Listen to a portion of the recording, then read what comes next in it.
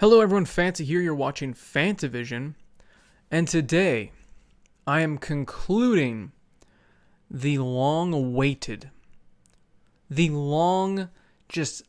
everybody's just been aching for it, you know? It's just been overhyped, it's been crazy, I gotta finally do it, I gotta wrap up my time while I was working at a Chinese restaurant. I know nobody's been asking for that, but a year ago, I made 2 videos about working at the Chinese restaurant. People have been honestly asking for more stories about it, but I didn't really have much to say. But I do want to wrap up the entire series of the Chinese restaurant. Just kind of get some, because I did with that with the GameStop and I did that with the Walmart. I talked about my last days. I didn't wrap it up. I obviously still have quite a few videos coming out after the fact that I've said, last days of Walmart, last days of GameStop. But I did want to finish that up by doing the last days of the Chinese restaurant that I worked at. What it was like finally moving on to what I thought was greener pastures. It was greener pastures, I'm not going to lie. GameStop was 1,000 times better than working at a Chinese restaurant. The Chinese restaurant was awful. I felt like a minority there. I felt like... And when I say I felt like a minority there, I mean I was literally one of the only white people there. Everybody was speaking Chinese around me. I didn't know what was going on. Like, they'd talk shit behind my back. I know I said all this in the previous episodes. I'm just kind of catching up. It's been over a year. I mean, come on. I can reiterate some things. But I was not going to miss having them talk shit about me. And I knew they were because it was just, Asian language and then busboy. And it's like, I know you're saying something about me. You don't have the word busboy in your language apparently because you keep saying busboy and then a bunch of Chinese. I mean, I know you're talking shit. Anyway, today I'm drinking Citradelic from New Belgium. It's amazing. And I'm wearing the same hat that I wore my first video. I think I'm actually wearing the same t-shirt. And I'm drinking the same beer. So I kind of wanted to have a full circle. It's like poetry. It rhymes. So we're going to dive in the last couple days. I remember, I always got free Chinese food at the end of my shift. That was probably the biggest bonus to working there, besides the fact that I got tips, even though they were terrible tips. I got a very small percentage, despite the fact that I was doing about half the work that the waiters were doing. I only got about 20% of the tips of the night. Even though, like I said, I was given the drinks. That's a huge thing. I mean, those cups weighed 1,000,000 pounds, and the tea would constantly burn me. Then I would clean the tables. I would set the tables. It was ridiculous. Sometimes I had to seat people. I mean, there were so many things that I had to do that I should have been tipped better. I should have been paid better. I hit the microphone already. We're just started the video, and I've already hit the microphone. So I was very happy that I was leaving. There was no sadness at all. There was no I had some good times here. I had that with GameStop. I'm like, this place is closing. I thought about taking another position somewhere else, but I knew I needed to finish college and I needed to move on. Unfortunately, moving on was graduating from college and then dealing with Walmart for like 8 months until I finally got a slightly better job that just isn't retail. When it comes to working at the Chinese place, there's really no positive thing I say to it besides free Chinese food. That's the only positive thing I really had from that place. That free Chinese food was awesome while they had the same owners. They changed owners about a year and a half after I stopped working there, maybe 2 years. Food went to hell. It all tastes like crap now. It's terrible. But I got a Chinese place close, so it's fine. Don't mourn the loss of this shithole place. Mourn the fact that the owner probably made a decent chunk of change because she seemed pretty happy with the way the things went. I mean, I knew her sons. I was kind of friends with them. I hung out with them occasionally, very rarely. They were pretty cool, but it did seem like she made a decent chunk of change after selling that place. I don't know why it went to hell. Why wouldn't they have just kept the same recipes? I don't know. Maybe... I don't know. It doesn't make sense to me why you would change a restaurant that's already successful. If you're buying it for the fact that it's successful, why would you change it? I know this has nothing to do with the fact that I worked there, but we're getting back. So I missed the Chinese food. That's it. I remember the last couple days, she was definitely a lot less strict with me. She knew I was on my way out. I don't know, it was really interesting. It was like the dynamic had changed. She just kind of, it was just like, whatever, she was way more mellow my last week. She almost seemed a little sad. It was like she was betrayed a little bit that I was leaving. But we don't live in communist America. We live in a capitalist America. So I'm going to move on to where I'm treated better and I make more money. So it doesn't make sense why she was sad, especially when it seemed like she didn't like me. Even though that last week she seemed like she didn't mind my presence and was actually going to miss me working there. I didn't make any sense to me. The other people that worked there, most of them near the end I hadn't worked with for too long because the turnover rate was insane for this place. I worked there for about a year, and I had so many different people I worked with because people just kept trying the job out. One guy I think was there for a day or two, and he's like, I fucking hate this. And I'm like, but he was cool. I was like, oh no, you're not going to stay? You're not? No, I just, I tried it for a day, didn't like it. I'm done. And I never saw him again, which sucked because it was like, oh, this is a person I can talk to and I can, the time passed by quicker. Somebody I could relate to, somebody that spoke English. But no, it was, he was just gone. There were so many different people like that. So I never really got to know any of the other bus people. I think we had a couple female bus people, because you don't want to call them bus boys because they're not boys, obviously. But they also didn't last very long because fuck that place. It was awful. I don't blame them for moving on to greener pastures. Are you fucking kidding me, iTunes? iTunes, stop existing. Why are you still on my computer? I really don't blame them because the job was just not great. It didn't pay well. And like I said, the main owner, this is the owner of the restaurant, was constantly watching you as like a hawk. And she just sat in that corner looking miserable, eating edamame, staring at you, staring at everyone in the restaurant. And when it's dead, you had to find things to do.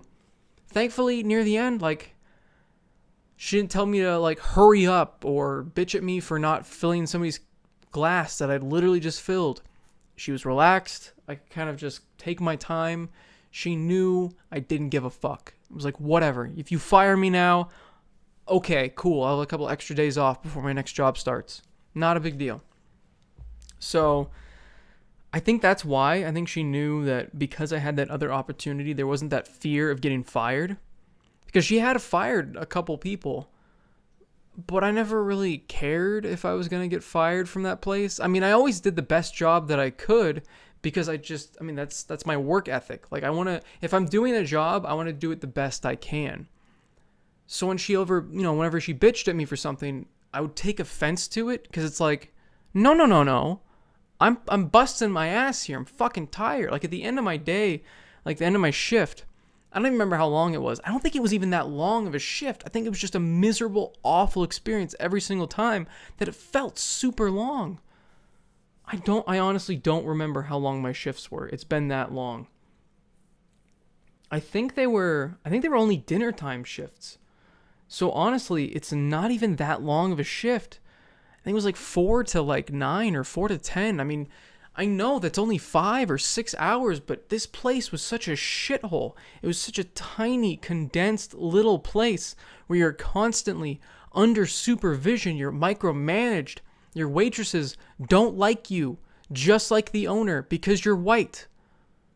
They don't like that. I don't know if it's because racism is just a thing that's okay in that restaurant. I don't know. I don't want to make assumptions about a whole country, but they seemed to look down on me because I was one of the only white people there. I don't get why you would treat people like that. It was so difficult to talk to these people. Now, not all the waitresses were like this. Some of them were pretty cool, but most of them, I think it's just because they were miserable. They just wanted something to be mad at, to direct their anger for life at. And they really stopped to do. Actually, no, I think I got even more bitterness as I was leaving, because a lot of them had been working there for God knows how long, and they had more than one job. I know one of them was working also as a custodian at the university nearby, and she also had to work as a waitress at this place because she needed to pay for she needed that discount for her kid going to college. The other ones just seemed like they worked there forever. And I don't know if they still work there or not. I mean, this was 10 years ago almost. My Lord, I'm old. I think they'd been working there 5 or 6 years before I'd started working there. And they just seemed miserable. I just see that misery in so many Chinese restaurants because they have Chinese people working there. And it just seems like that's the only place they've worked. And I don't know why.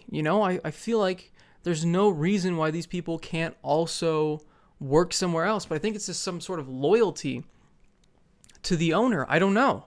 I think that's why the owner seemed kind of betrayed that I was leaving. She was so used to people just staying there for decades. So it was definitely an interesting experience working there and just leaving.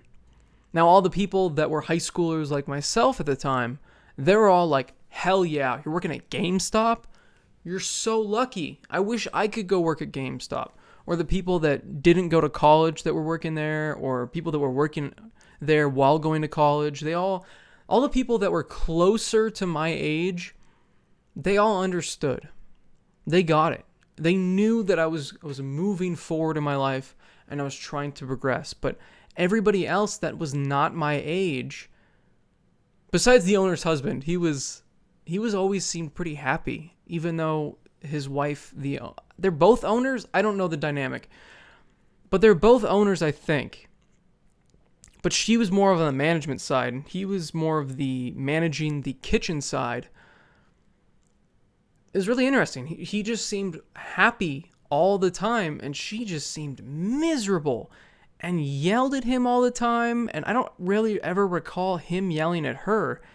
It was the weirdest thing. She was just so angry. Whenever she was gone, he was even happier, and he would be in the management position, and he was super chill. He was awesome.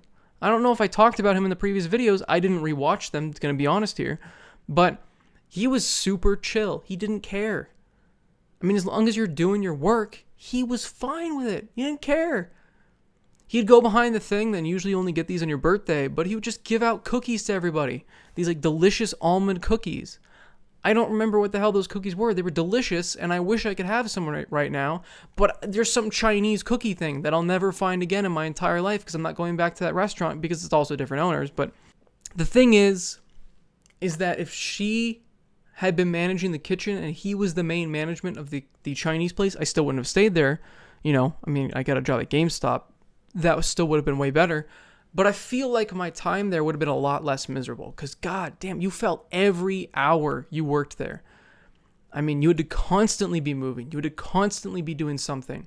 And I know that sounds like that would, make the hours go by faster. But no, I kept checking the clock. And I'm just like, what? It's been 30 minutes? I've cleaned every single table. I filled up the ice chest. I've set all of these other tables I didn't need to set. I've cleaned the menus twice. I've started looking for dishes. What am I supposed to do? I mean, there's so few things you can do when this place is dead that the hours drag the fuck on. But even when there's a bunch of people there, I mean, sometimes it would get a little bit faster when it was pretty busy, but even then it was super stressful. I'm constantly having to stare at everybody's drink. And if it goes underneath half, I have to walk up and ask them, would you like some more? Which, by the way, pisses me off in restaurants. Actually, no, it doesn't, because they do it a different way. At other restaurants, they bring you another glass. And you're like, cool, whatever. Now I've got a drink and a half. You don't feel the pressure oh, I have to finish this now. Or, oh, great, they're taking away my drink and there goes half of it and I have to wait for it to come back. Because we had so few glasses, because there are these heavy, massive glass things, I would have to take their glass from them, go back, and bring it back. So I understand why some of these people did seem pretty annoyed, and I didn't blame them, but I had to. If I didn't, if it went underneath that half and I didn't go up and ask, she'd bitch at me.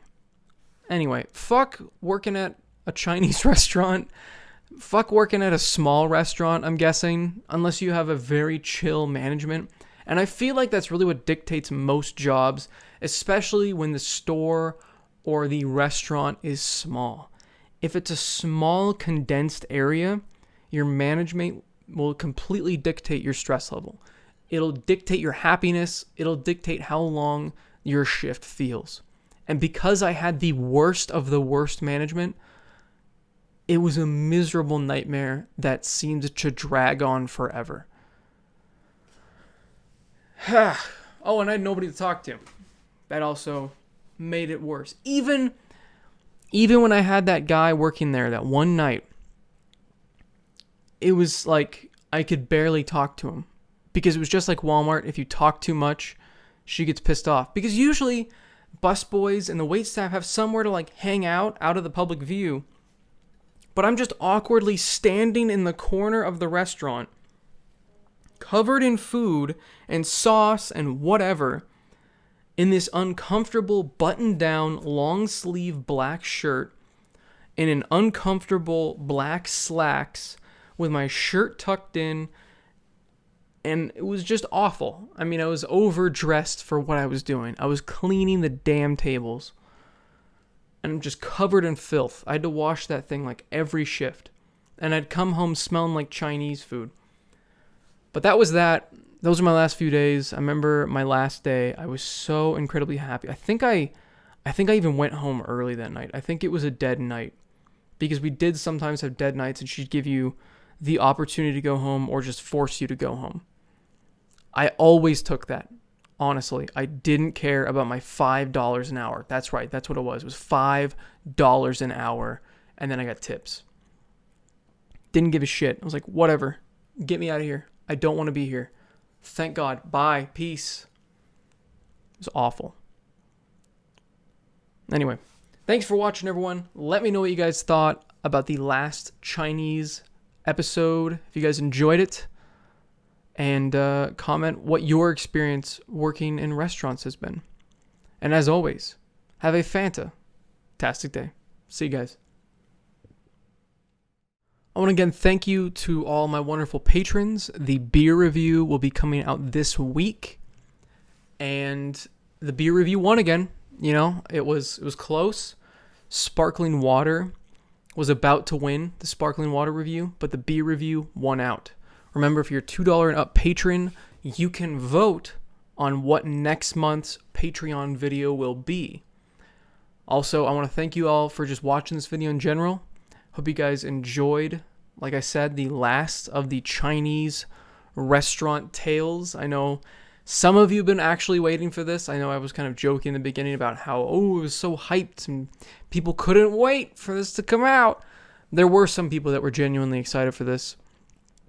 And I hope it turned out how you expected.